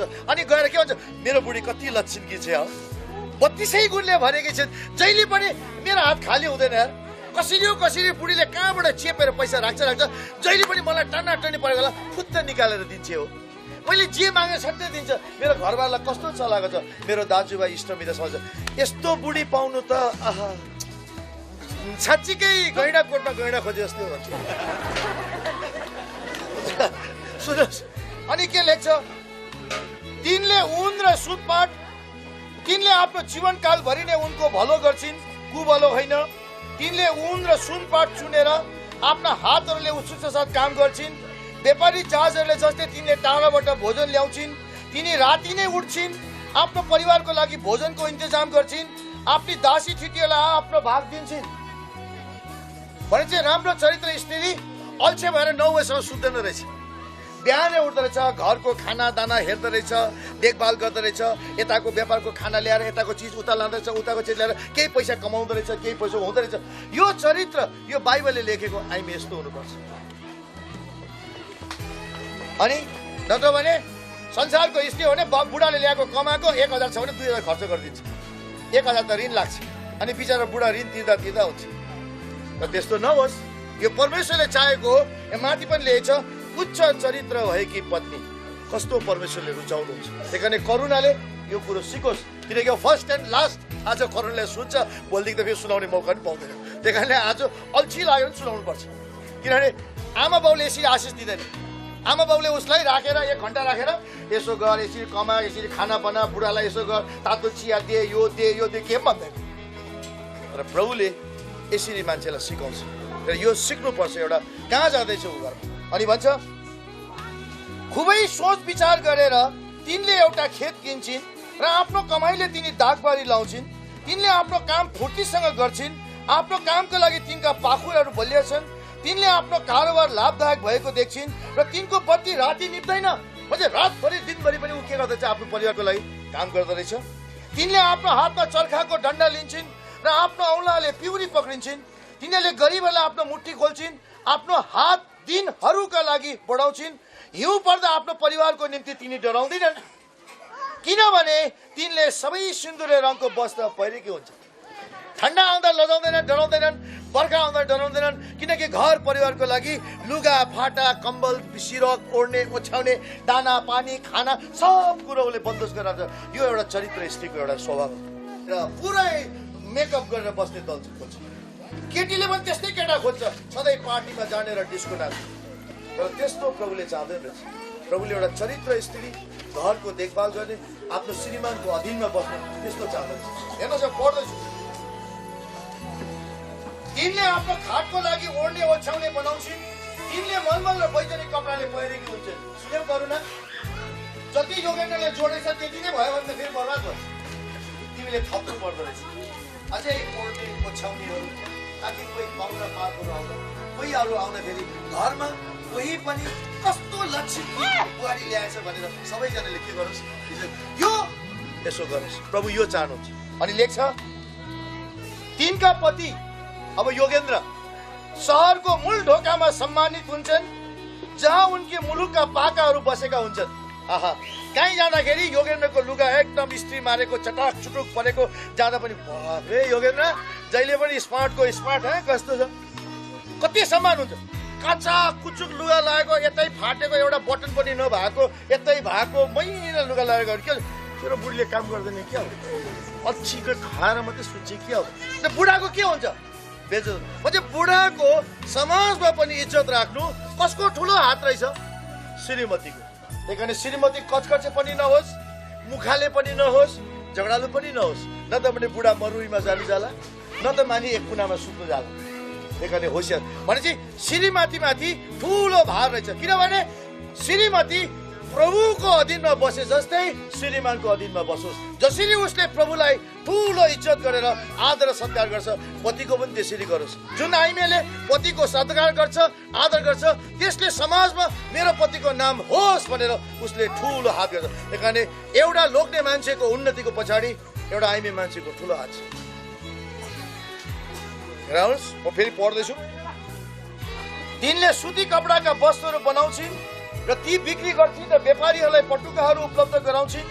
तिनी सामर्थ्य र प्रतिष्ठाले सुशोभित हुन्छन् र आउने दिनहरूको बारेमा तिनी हाँस्न सक्छिन्। ऊ रुनेवाला हुँदैन, सधैँ खुसी र आनन्दितले रमाउने हुन्छन्। तिनी बुद्धिसँग बोल्छिन्, तिनको जिब्रामा विश्वासले उपदेश छ। तिनी आफ्नो परिवारको कारोबारको देखरेख गर्छिन् र आलस्यको रोटी खाँदैनन्। आलस्य भनेको अल्छीको रोटी। सुत्यो, बस्यो, बुढा कमाउनु गयो, दिनभरि बस्यो, रिमोट समात्यो, टिभी हेरेकै। बेलुका बुढा आयो, एक कप चिया हुँदैन, अहिले सिरियल सिधेर। दिनभरि केटीहरूको आलस्यको जीवन बिताउँछ।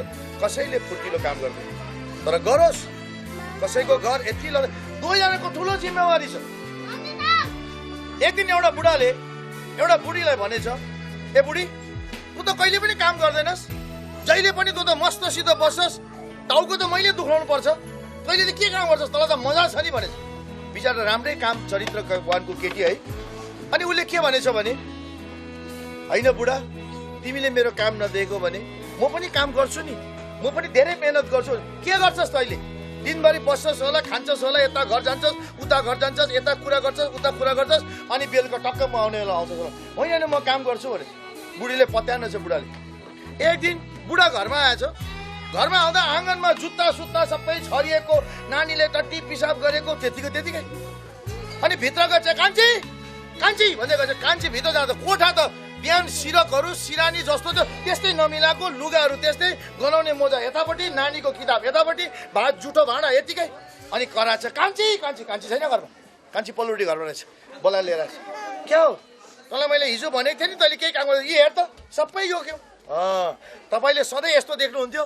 देख्दिनँ थिएँ, आज मात्रै देखेँ। अनि सधैँ के गर्दो रहेछु म? यही गुमुट सोर्थेँ, आँगन बढाल्थेँ, खाना पकाउँथेँ, बिस्तारा मिलाउँथे, लुगा धुन्थे, नानीलाई स्कुल पठाउँथे, भात पकाउँथे, बेलुका नानी आउँदा खाजा खिलाउँथे, तपाईँ आउँदाखेरि तपाईँको लुगा इस्त्री मारेर राखिदिन्थे, अनि सबै काम गरेर तपाईँलाई चिया दिन्थे। मैले काम गर्दैन रहेछु। अनि बुढाले भन्छ, आहा तँ बुढी त मेरो चरित्र पत्नीको रहेछस्, मैले पनि नबुझेको छु। त्यही कारण योगेन्द्रले पनि हाम्रो करुणालाई बुझ्नको लागि योगेन्द्रलाई पनि बुद्धि चाहिन्छ। त्यही कारण यो दोष नलगाओस्, मेरो बुढीले केही गर्दैन, ठगिन्छ नभनोस्। उसले पनि काम देखोस् उसले गरेको के। किनकि हामी मान्छेको घरमा धेरै काम हुन्छ, बसिरहँदैन। तर कोही आलस्य हुन्छ, कोही चाहिँ फेरि खाएर ढोइ हुन्छ, बस्दा खाँदै बसेर टिभी मात्रै हेरेर अरू केही गर्दैन। उसको काम बेलुका आयो, बुढा आयो, अनि लु बुढा जाउँ घुम्नु, बाहिर खानु जाउँ। अनि बुढी गयो बाहिर रेस्टुरेन्टमा, खायो आयो, अनि गएन हप्तामा एक दिन सेलुन गयो, मेकअप सेकअप गर्यो, अनि गयो। कोही जग्गा यस्तो हुन्छ, बुढी यति पन्ठानेर हिँड्छ माथिदेखि तलसम्म, यस्तो पन्ठाने हुन्छ, बुढा चाहिँ पछाडि चौकीदार जस्तो हुन्छ, लङफ्याङ। के अब बुढालाई सेलुन जानु पनि परेन हामीलाई, अब कहीँ जानु परेन त। केटीहरू त सेलुन गएर मेकअप गरेर सबै कुरो गर्छ। हामी के सुन पनि उनीहरूकै, यता हिरा र मोती पनि उनीहरूकै, सबै कुरो उनीहरूकै। हामी केटाहरू चाहिँ पछाडिपट्टि के जस्तो, चौकीदार जस्तो, बडीगार्ड जस्तो, मन्त्रीको। र त्यस्तो नहोस्, म्याचिङ होस्। किनकि परमेश्वरले यो दुईजनालाई एक बनाएको छ भने यदि श्रीमती बन्ठनिन्छ भने श्रीमान पनि बन्ठनिनु पर्यो। किनकि श्रीमान बन्ठनिन्छ भने श्रीमानको इज्जत कसले ल्याउँदो रहेछ? श्रीमतीले। त्यही कारण दुवैजनाले, यदि बुढा बन्ठनी छैन भने बुढी पनि नबन्ठनी होस्। दुईटा हेर्दाखेरि सबैले एक देख्न सकोस्, यिनीहरू दुईजनालाई दुई नदेखोस्। यो बुढीले चाहिँ बुढाको पैसा चाहिँ निकै खाएको रहेछ, हेर त त्यसको टन्नै छ, बुढा बिचरा हेर न त्यहाँ त्यस्तो छ, त्यसो नभनोस्। यिनीहरू दुईजना एक हो। अच्छा सुन्नुहोस्,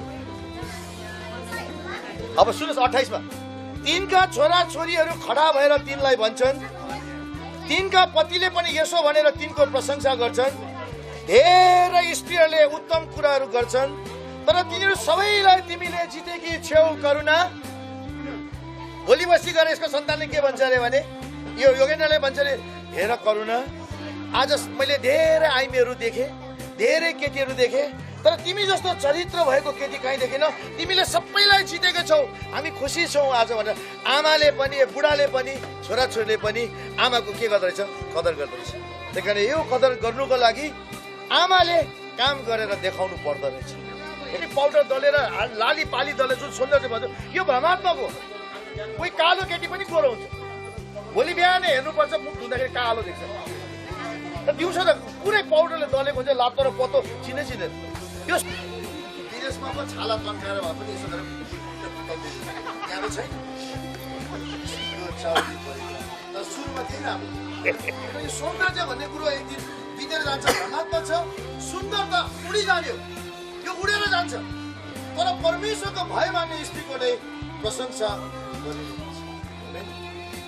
परमेश्वरको भय राखेर करुणाले आज योगेन्द्रलाई, योगेन्द्रको परिवारलाई राम्रोसित बाटोमा लैजाओस्, यही नै परमेश्वरको इच्छा है। अब लास्ट म पतिको पढ्दैछु नि, अन्त गर्छु। पति हो, आफ्ना पत्नीहरूलाई प्रेम गर जसरी ख्रिस्टले पनि मण्डलीलाई प्रेम गर्नुभयो। रेडी छ? बिस्तारो सोध्दैछ, मैले ज्यान पनि दिनुपर्छ हो भाइ बहिनी। कोही यस्तो हुन्छ, विशेष केटा र केटीहरू बुढी लिएर हिँड्छ। बुढी भन्ने कुरो यस्तो विचार अनौठो छ। मैले माथि गाउँतिर देखेको, पहाडतिर चढ्दाखेरि एउटा पेटमा हुन्छ नानी बोकिरहेको हुन्छ पेटमा, अब फ्यामिली गर्भवती हुन्छ, एउटा हातमा यहाँ बोकिरहेको हुन्छ, एउटा ढाँडोमा हुन्छ, एउटा तान्दै गरेको हुन्छ, अनि एउटा भएन भने एउटा ब्याग पनि बोक्नुपर्छ उसले। बुढा चाहिँ एकदम अगाडि गएर यसो गरेर गाडी खोज्छ, ऐ छिटो हिँड्न, छिटो यहाँ म गाडी छुट्छ भन्छ गाडी। एउटा ब्याग पनि बोक्दिँदैन, एउटा नानी पनि बोक्दिँदैन, सबै आइले बोक्छ। अनि बुढा गाडीभित्र चढेर सबैभन्दा झ्यालको छेउमा बस्छ, उल्टी आउँछ, बुझेन? बुढीलाई उल्टी आउँछ, बुढीलाई बस्छ अनि भित्रबाट कराउँछ, आइज छिटो, आइज भन्छ, कराउँछ। उसले एउटा पनि सहयोग गर्दैन। तर बुढा यस्तो हुनु हुँदैन रहेछ। बुढा कस्तो हुनुपर्छ चाहिँ योगेन्द्र? ख्रिस्टले मण्डलीको लागि ज्यान दिएको जस्तै तपाईँले पनि उहाँको लागि के दिनुपर्छ रहेछ? मुख खोल्यो है, ज्यान दिनुपर्छ। त्यही कारण लुकराम भाइ तिमी ढुक्क बस्छ। तिम्रो छोरीलाई बचाउनको लागि यसले ज्यान पनि दिन्छ। भनेको छ यसले, किनभने प्रभुले एक बनाएको होइन, हामी साक्षी हौ कि छैन? हामी साक्षी। हात उठाउनुहोस् सबले, सबजनाले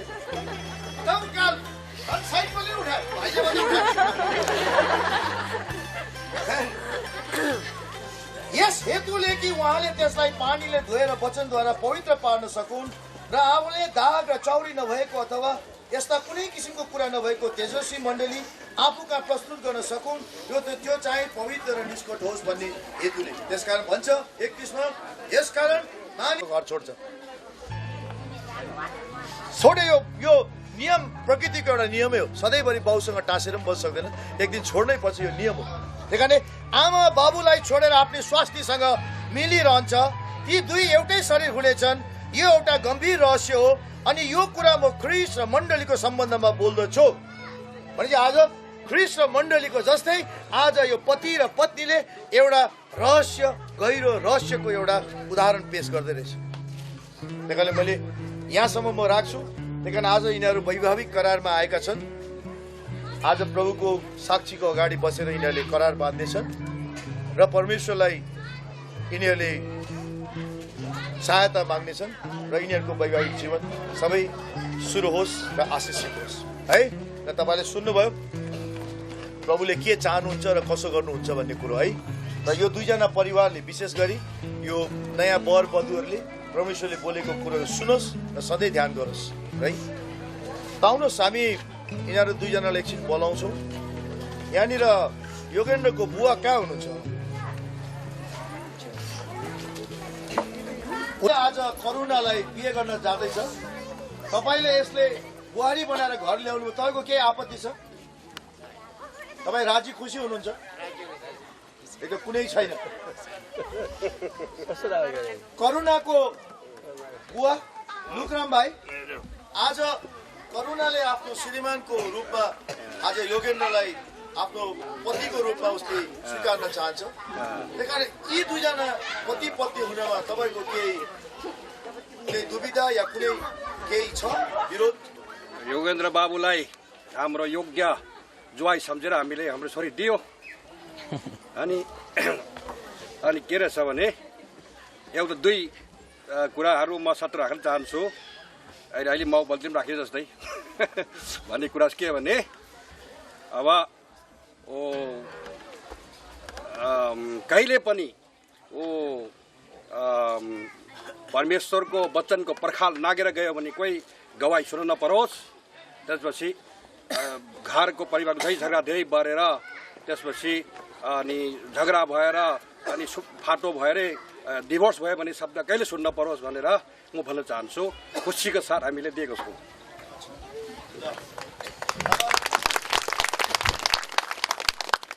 तपाईँहरू कसैको पनि यो दुईजनाको सम्बन्ध जोडिनुमा तपाईँहरू कसैको बाधा विरोध केही छ? तपाईँ सबै राजी खुसी हुनुहुन्छ? राजी छौँ। त्यसो भए यिनीहरू दुईजनालाई वैवाहिक करारमा ल्याउनलाई, बाचा बाँध्नको लागि परमेश्वरको उपस्थितिको अगाडि ल्याऊ। अब यहाँ चाहिँ हाम्रो करुणा, यहाँ भाउ यतै फर्किनु।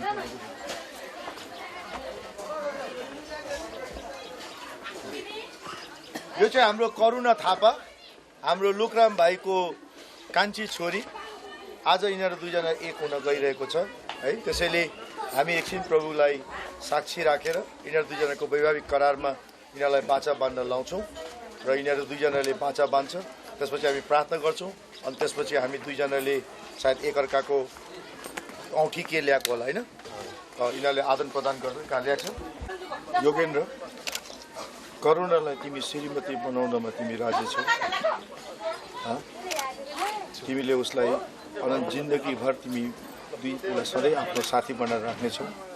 मृत्युले मात्रै तिमीहरू दुईजना अलग गर्नेछौ, सो मान्छौ तिमी? र सधैँ खुसी आनन्दमा राख्नेछु।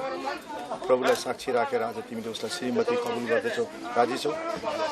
करुणा, तिमी आज उसलाई आफ्नो श्रीमान मान्दैछौ, तिमी मान्न तयार छौ। जिन्दगीभर बाँचुन्जेलसम्म तिमी उसको श्रीमती भएर रहनेछौ। मृत्युले मात्रै तिमीलाई दुईजना अलग गर्न सक्नेछ, त्यो मान्छौ। सधैँ तिमी उसको साथमा रहेर उसलाई सहयोग, उसको एउटा सहयोगी बनेर तिमी उसको सधैँ साथमा हिँड्नेछौ।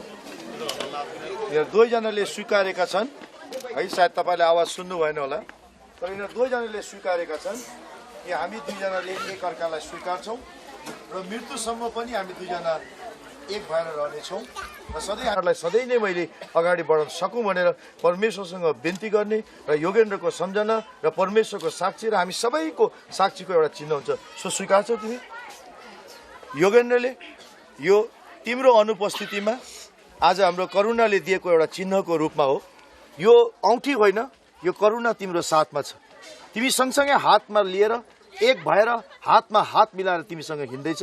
कहिले पनि तिम्रो खुट्टाहरू पाइलाहरू चिप्लनबाट यो औँठीले तिमीलाई जोगाउनेछ अनि यो औँठीले सम्झना गराउनेछ। करुणाको मात्रै होइन, तर परमेश्वरलाई साक्षी राखेर आज बाँधेको करारको तिमीहरूलाई सम्झना गराउनेछ। मृत्युले मात्रै हामी दुईलाई अलग गर्न सक्ने छैन, सक्नेछ, अरू कसैले पनि सक्ने छैन। हर घडीमा यो औँठीले मलाई करुणाको सधैँ याद दिलाउनेछ भन्ने कुरो तिमी स्वीकार्छौ? र दुवैजनाले स्वीकारेका छन्। यो दुईजनाको एउटा चिन्हको रूपमा औँठी के पनि होइन, यो सुन हो, गलेर जाला, तर यो आज प्रभुको साक्षीको अगाडि बाँधेको करारको एउटा चिन्हको रूप हो है। आउनुहोस्, मैले लेखेर ल्याइदिएको छु, यिनीहरूलाई पढ्दाखेरि लामो होला भनेर, जस्ट मेरो आफ्नो विचार। र तिमीहरू दुईजना बसेर यो एउटालाई समात्नु, म जे भन्छु सोलाई दोहोऱ्याउँदै जानु। यो चाहिँ परमेश्वरको एउटा वैवाहिक करार हो, बाचा हो है। आउनुहोस् हामी सबैजनाले सुनिदिउँ। हामी आज परमेश्वरलाई साक्षी राखी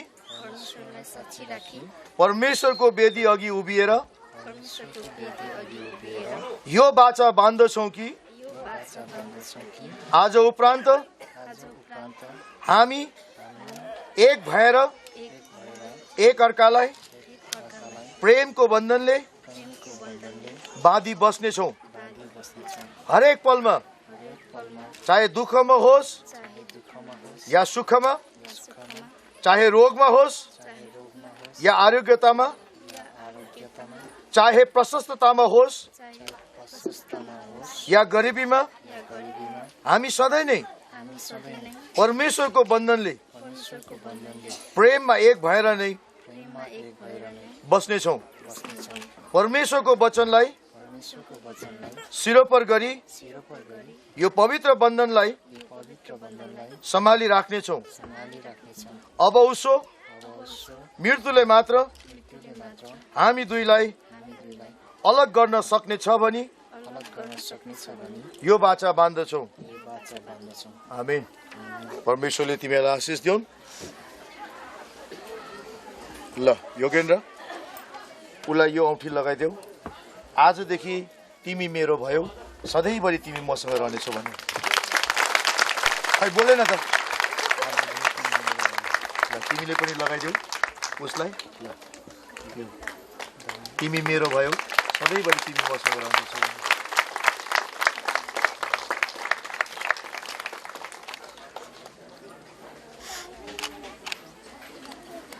ठिकै छ, सानो ल। आज यिनीहरू दुईजनाले प्रभुको अगाडि साक्षी पनि राख्यो, बाचा पनि बाँध्यो, र यिनीहरू दुईजना एक पनि भयो है।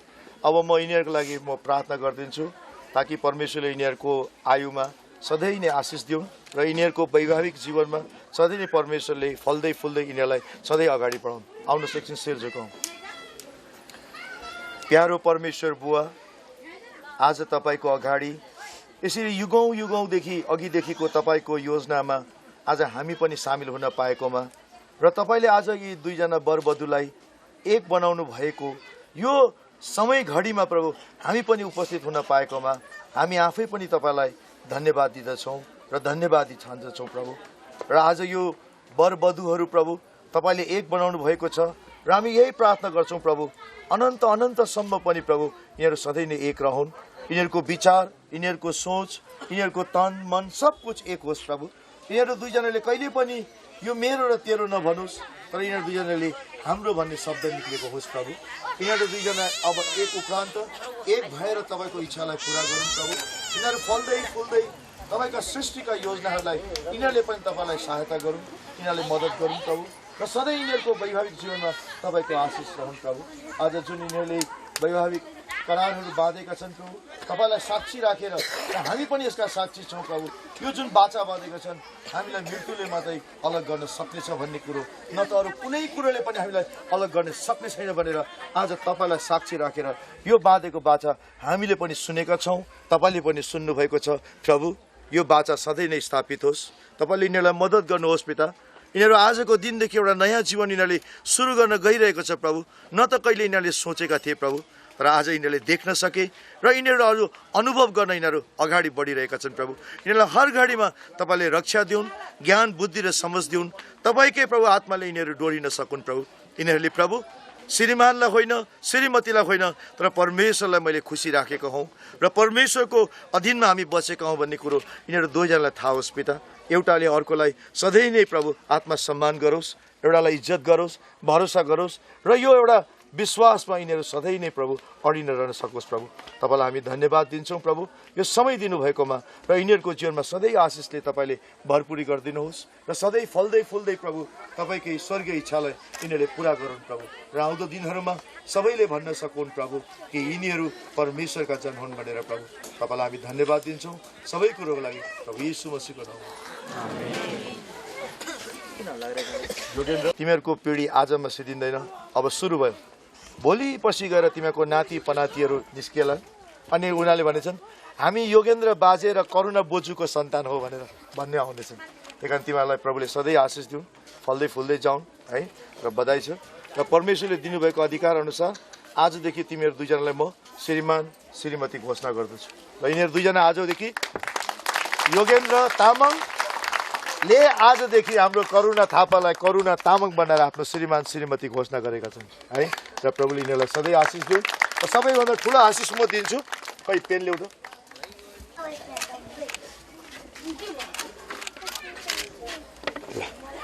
यो दुईजनाले परमेश्वरको अगाडि बाँधेको साक्षी हो। यो सधैँ जतन गरेर राख्नु, कागज होइन तर तिमीहरूले बोलेका शब्दहरू यो कागजमा छन् है। र सधैँ याद गर्नु, जब पनि दुःखको घडी आउँछ, समस्याले घेर्छ, यो बाचालाई सधैँ याद गर्नु। श्रीमान श्रीमतीको सम्बन्ध कुनै सम्बन्धभन्दा कम छैन, सबैभन्दा उच्च सम्बन्ध छ है। यसले आफ्नो मनको कुरो सधैँ श्रीमतीलाई बताउनु, श्रीमतीले मनको कुरो सधैँ बताउनु। दुईजनाको बिचमा कहिले पनि तेस्रो पक्ष नहोस्। सधैँ तिमीहरू दुईजनालाई प्रभुले आशिष दिनु। ल ल यो राख्नु दुईजनाले, ल उता फर्किदेऊ। ल हेर यिनीहरू दुईजना हाम्रो श्रीमान श्रीमती। ल मेरो फोटो खिच त भाउ।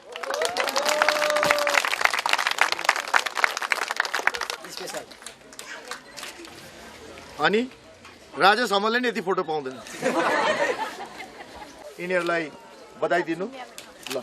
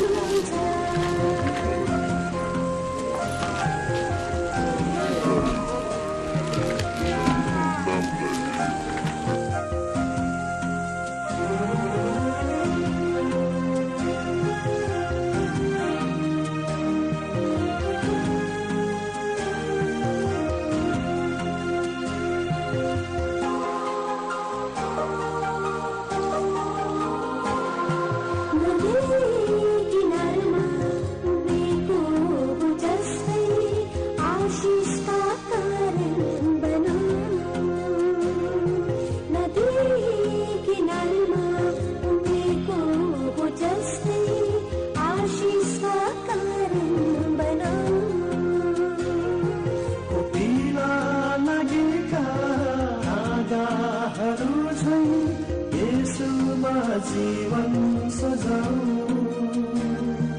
यसोमा जीवन सजाऊ फुलले ढाकेको बाटो चाहिँ हाम्रो साथी सजाउनु छ फुलले ढाकेको बाटो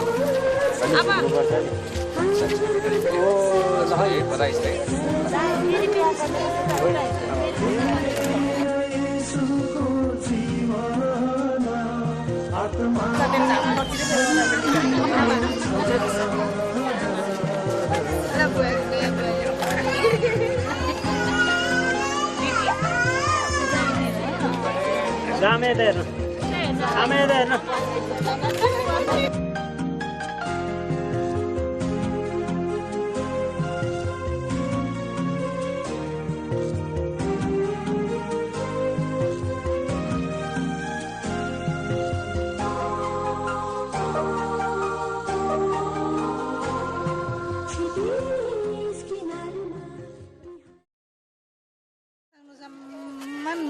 किन सम्झिनु भयो धेरै धेरै बधाई धेरै मुरी राम्रो छोरीहरू पाउनु है बुहारी चाहिँ ल बुहारी है अझै एउटा बुहारी 3टा बुहारी जुराउनु भयो तपाईले मैले कहाँ जुराउनु प्रभुले जुराउनु मैले होइन तपाईले नि होइन प्रभुले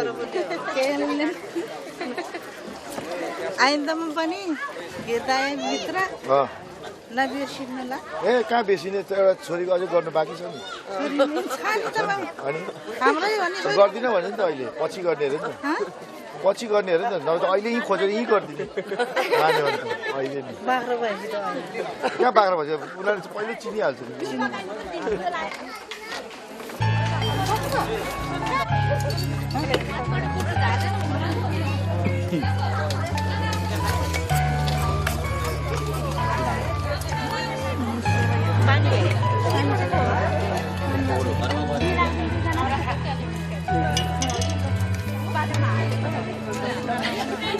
ग्रेभी अलिकति हाल्नु होइन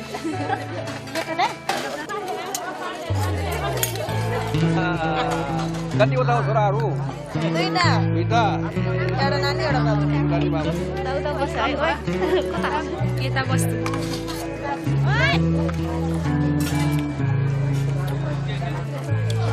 चौवाली र चारसम्म चौवालीसम्म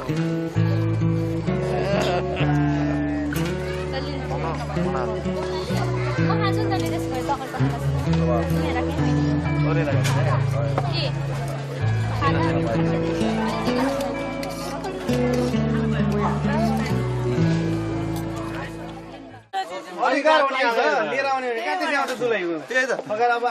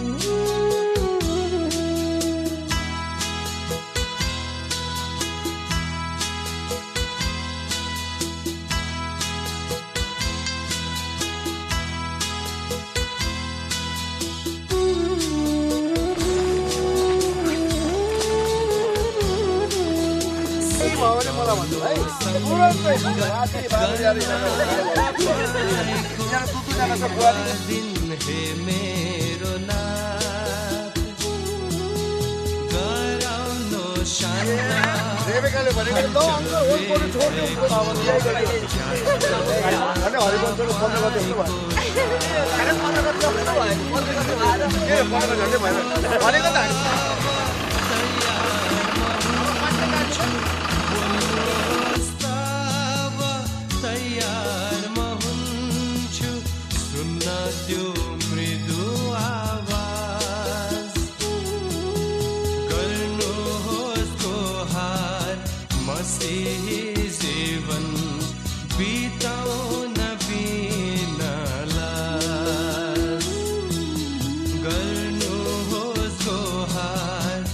हँसी जीवन बिताउन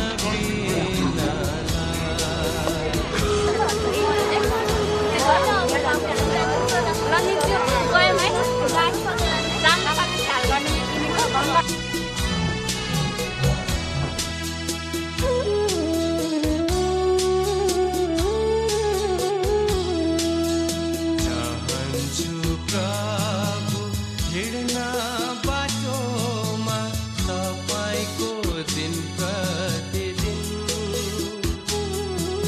स्वार्थकै कारण याद मलाई हुन्छ छु अतिशय